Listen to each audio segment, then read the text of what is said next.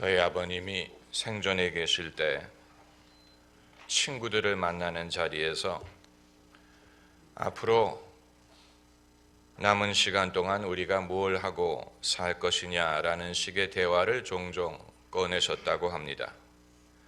그 목적은 아직 믿지 않는 친구들에게 신앙을 권하기 위한 것이었습니다. 그 질문을 듣는 친구분들 중에는 진지하게 관심을 갖는 분들도 있었지만 뭐 귀찮게 그런 생각을 하냐, 지금껏 살던 대로 살면 되지, 이렇게 답하는 분들도 계셨다고 합니다. 사람이 나이가 든다고 다 미래를 위하여 준비할 마음을 갖는 것은 아닙니다. 그냥 살던 대로 살고 싶어 하는 사람들도 있습니다. 호랑이는 죽어서 가죽을 남기고 사람은 죽어서 이름을 남긴다고 했는데 우리는 그저 우리의 이름 석자 남기는 것을 원하지 않고 그보다 더 귀중한 유산을 남기기를 원합니다. 후대 사람들에게 유익이 될 만한 유산을 남기기를 원합니다. 그것은 굳이 믿음이 있느냐 없느냐에 좌우되는 것 같지는 않아요. 빌 게이츠와 멜린다 게이츠가 게이츠 재단을 만들지 않았습니까? 그것은 그들이 반드시 신앙이 있어서라기보다는 일평생 그저 돈을 버는 데만 시간을 쏟기 원치 않기 때문인 것입니다.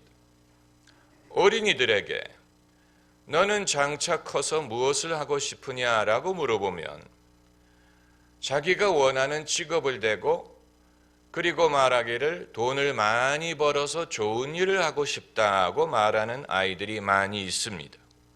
돈을 많이 벌어서 좋은 일을 하고 싶다. 이것은 자본주의적인 답변도 아니고 사회주의적인 답변도 아니고 특별히 기독교적인 답변도 아닙니다. 그저 자기가 돈을 많이 벌고 싶다는 것을 정당화하기 위한 것으로 보입니다. 자본주의 사회에서는 돈을 많이 번 다음에 그 돈으로 좋은 일을 하는 것이 아니고 돈을 많이 버는 것 자체로 사회에 기여를 합니다. 돈을 많이 버는 것 자체로 많은 일자리를 창출하고 많은 사람들을 먹여 살릴 수가 있는 것이고 돈을 많이 버는 것 자체로 국가에 세금을 내서 국가의 재정을 튼튼하게 할 수 있는 것입니다. 돈을 버는 것 자체로 사회에 이바지하는 것입니다.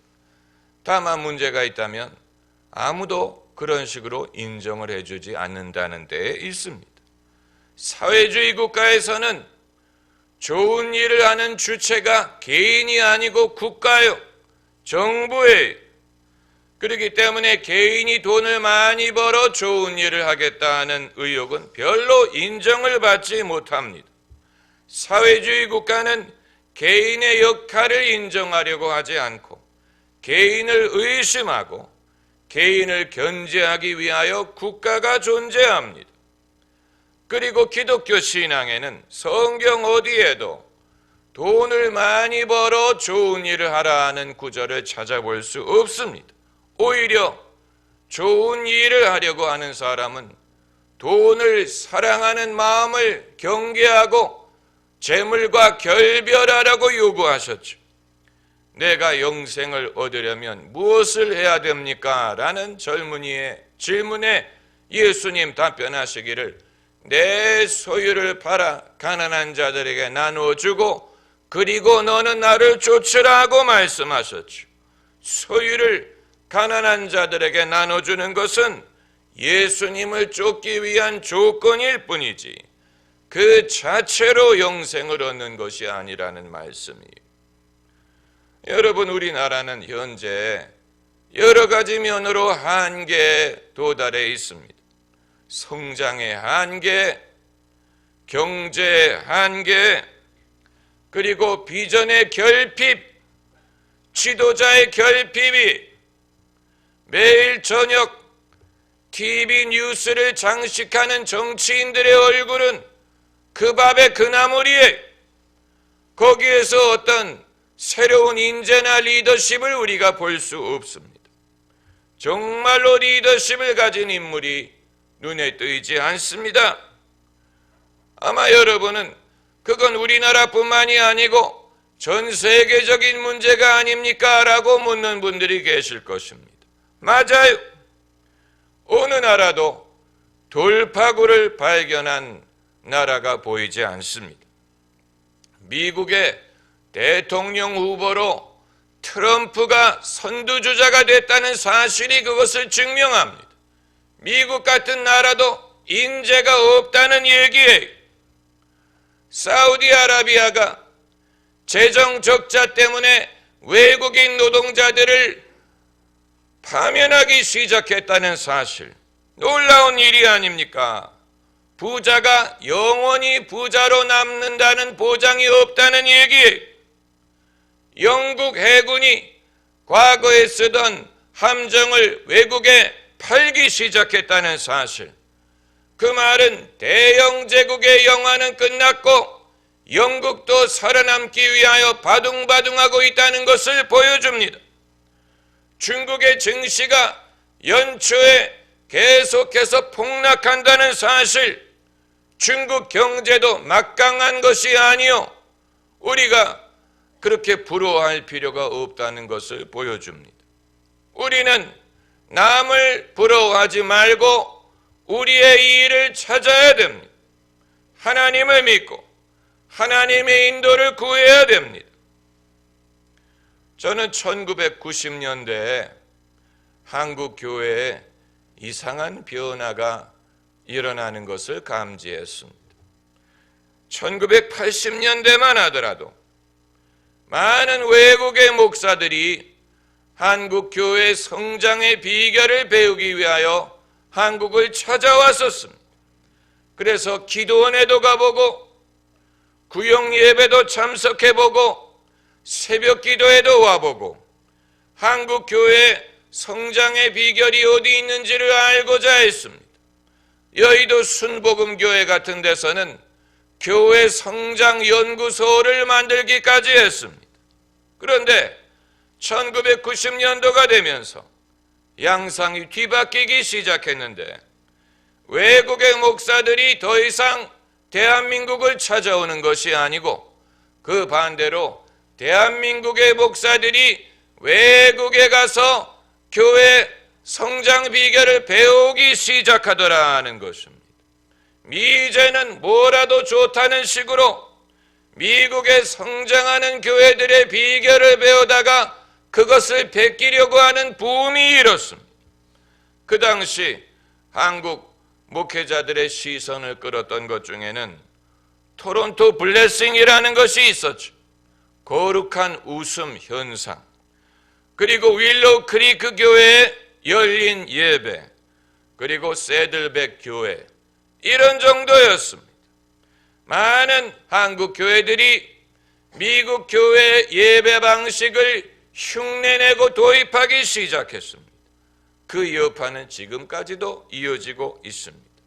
왜 많은 한국 교회 예배 모양이 찬양 집회 같기도 하고 공연 같기도 하고 뒤죽박죽이 되었느냐? 그 이유는 여러 외국 교회 방식을 베끼려고 했기 때문입니다. 베끼는 것은 논문뿐만이 아니고 남의 신앙이든 남의 목회 방식을 베끼는 것은 거기에는 하나님의 능력이 따를 수가 없습니다. 베끼기 시작했다는 말은 내게 주신 은혜에 대한 확신을 잃어버렸다는 얘기예요. 내게 주신 은사에 대한 자신감을 잃어버렸다는 얘기예요. 저는 한국 교회가 성장 동력을 잃어버린 원인이 여기에 있다고 봅니다. 우리의 믿음의 선배들에게 받은 신앙의 유산을 업신여기고 그 대신 남의 것이 더 좋아 보이고 남의 것을 베끼기 시작했다는 얘기.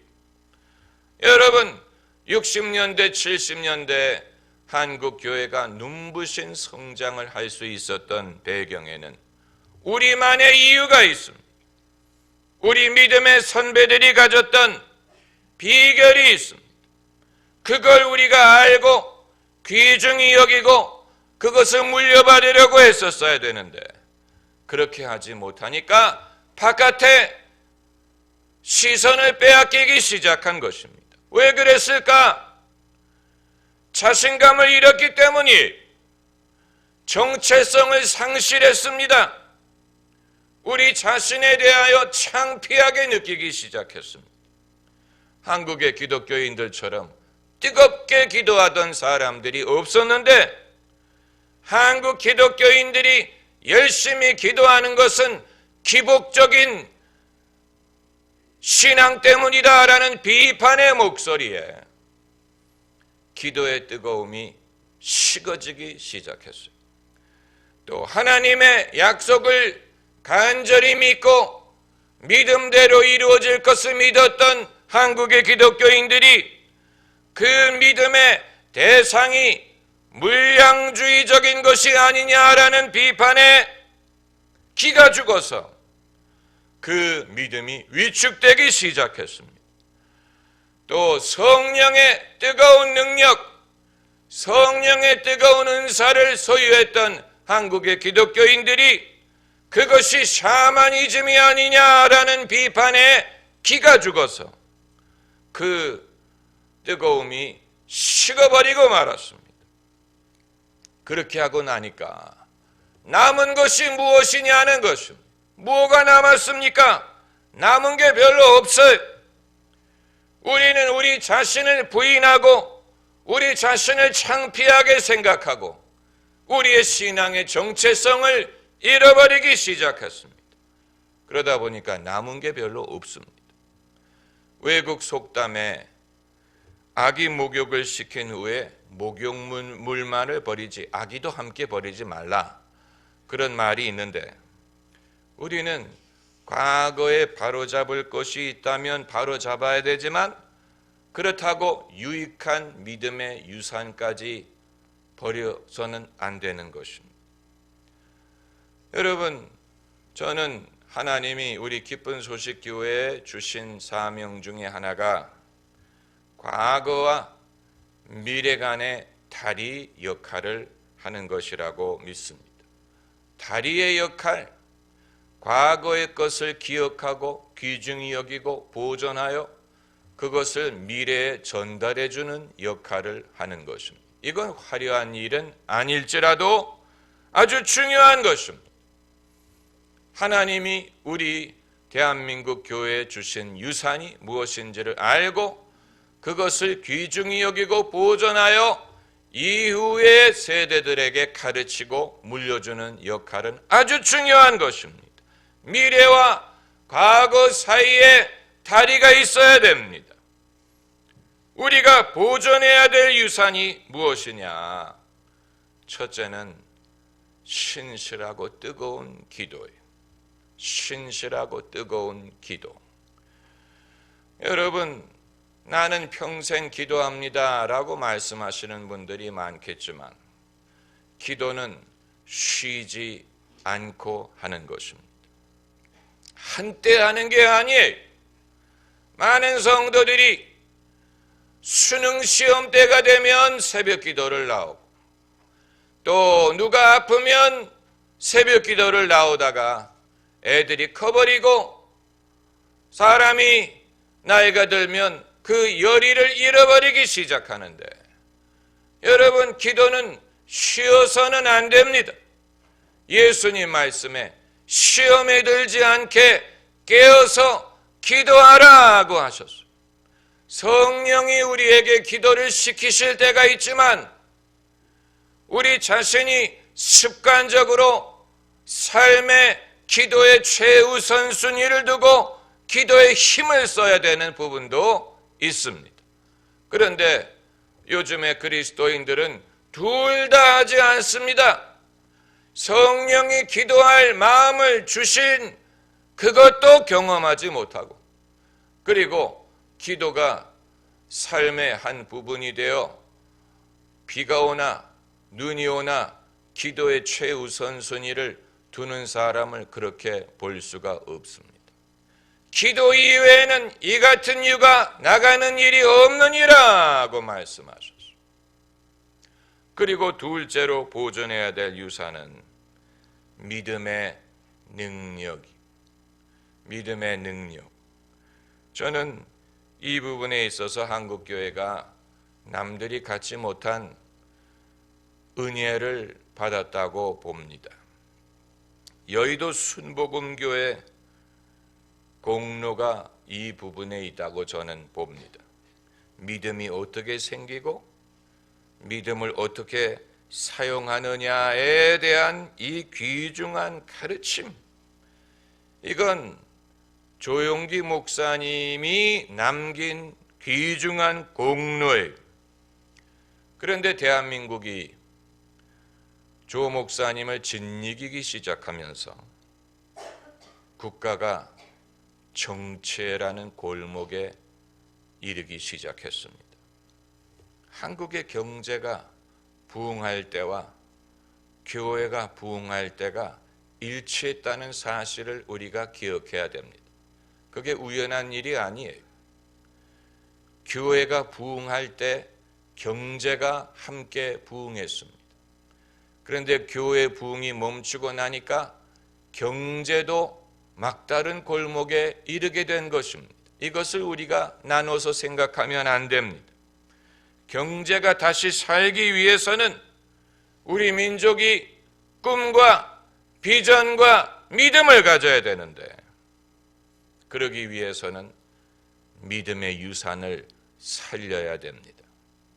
그리고 셋째로 우리가 보존해야 될 것은 성령의 뜨거운 역사예요. 성령의 뜨거운 역사. 이 성령의 은사를 소유한 사람, 영적인 능력을 가진 사람을 다른 어떤 방법으로도 대신할 수 없습니다.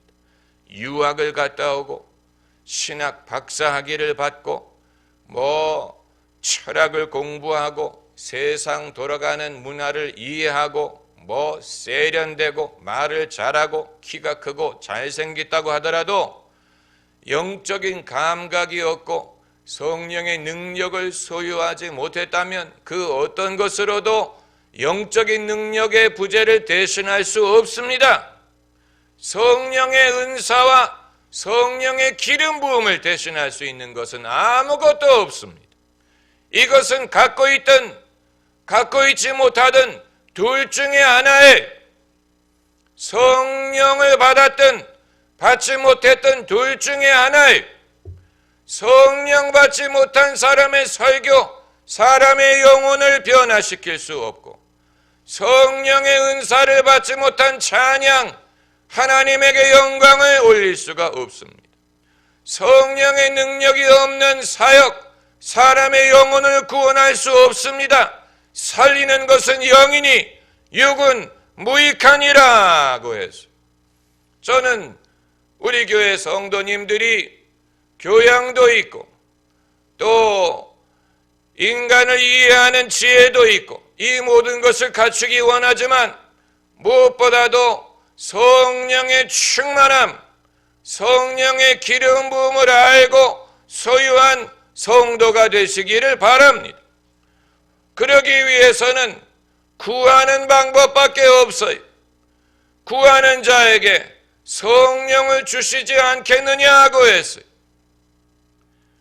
성령을 받고 나서 그리고 교양을 쌓든 신학을 공부하든 무엇을 얻든 할 수가 있는 것이지, 성령의 능력이 부재한 상황에서 다른 어떤 것을 갖다 바치더라도 그것이 사람의 영혼을 구원할 수 있는 것이 아니에요.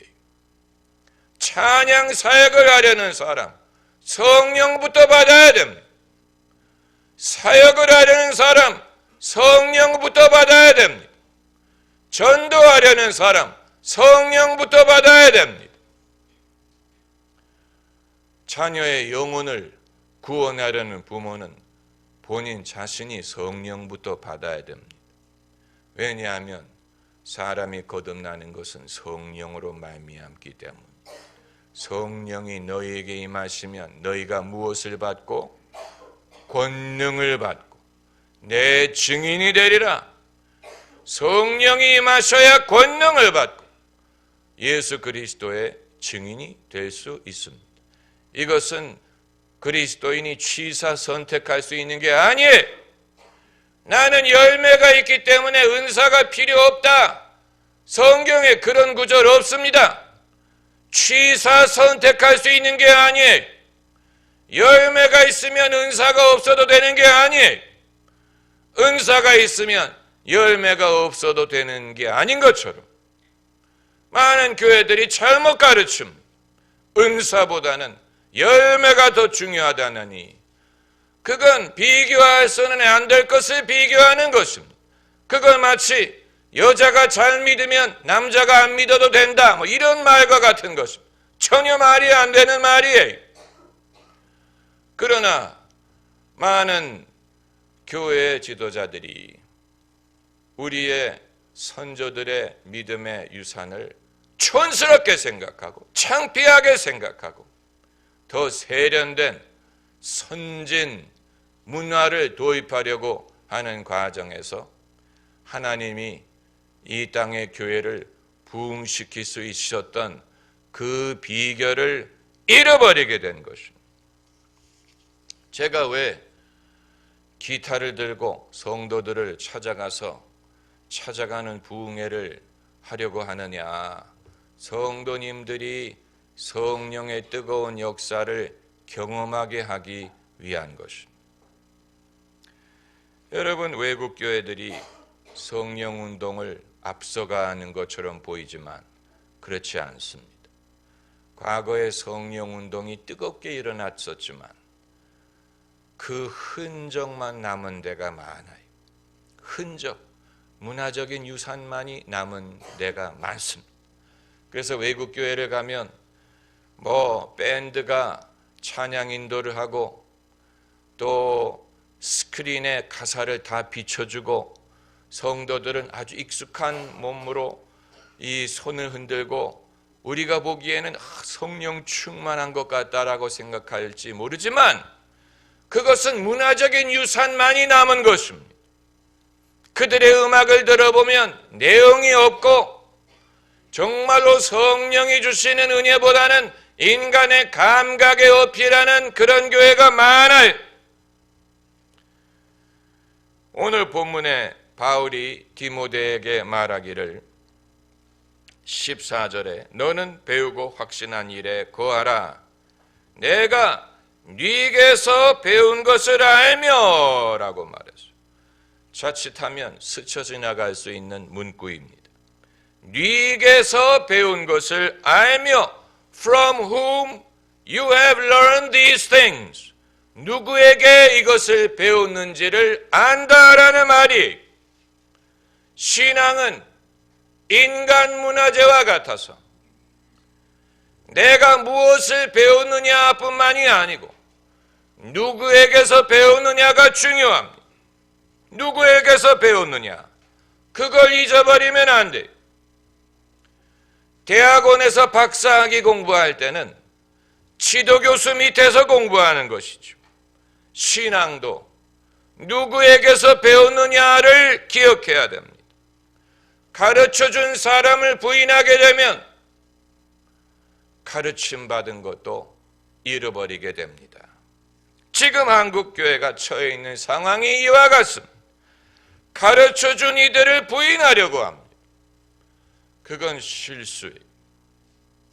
네게서 배웠는지를 알아야 됩니다.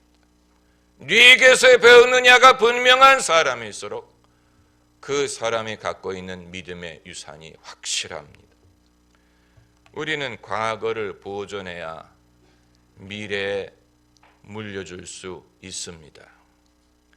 남아있는 세월 동안에 우리가 그것을 해야 됩니다. 기도하십시다.